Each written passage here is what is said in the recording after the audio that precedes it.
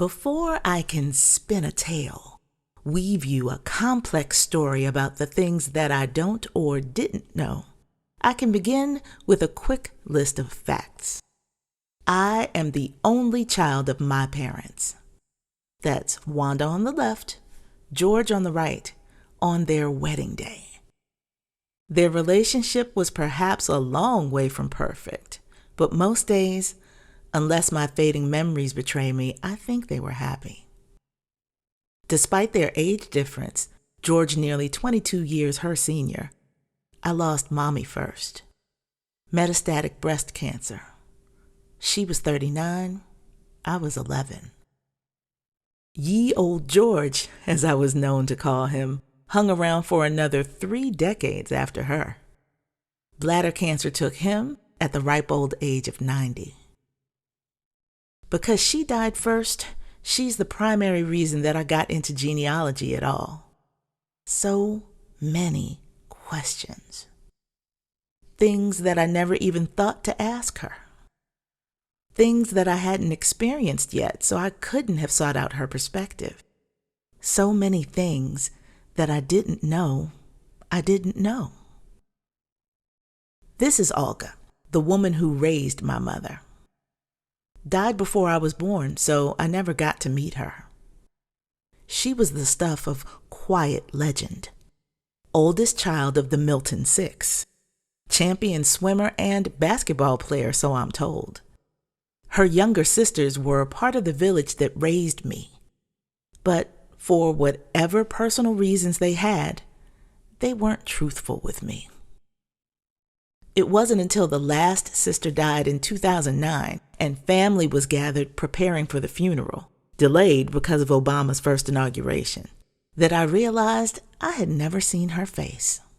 And I don't mean because she died before I got here. I mean never even seen one photo of her until then. That day, looking through old photos from her mother and sister's albums. No photo of her framed and hanging in my childhood home. Not one moment sitting on my mother's lap or conversation with her speaking about the generations that preceded me. Not one photo or story. It was as if she didn't exist or didn't matter. This is Lloyd, the man who raised my mother. Him I knew. A photography hobbyist, he shot my birth announcement and lots of other childhood pics. He showed up for holiday dinners and took me to the zoo, but always seemed a little lonely to me. Some kind of inexplicable sadness in him that my little heart and brain didn't understand. After my mother died, being around me only seemed to bring him pain. The last time I remember visiting him, he slipped and called me by my mother's name. That sent him wailing into his bedroom, slamming the door behind him. He died when I was in college, and I didn't go home for the funeral. It all felt so disjointed and depressing. So yeah, I had lots of questions, and standard document searches proved equally frustrating. My mother was a boomer who worked for city government as a public school teacher. How could it be that she had no birth certificate on record, anywhere? Alga and Lloyd, they were married for 9 years before my mother came along, but separated just a few months after her birth. Why such discord if you waited that long to start a family and a beautiful baby girl finally arrived?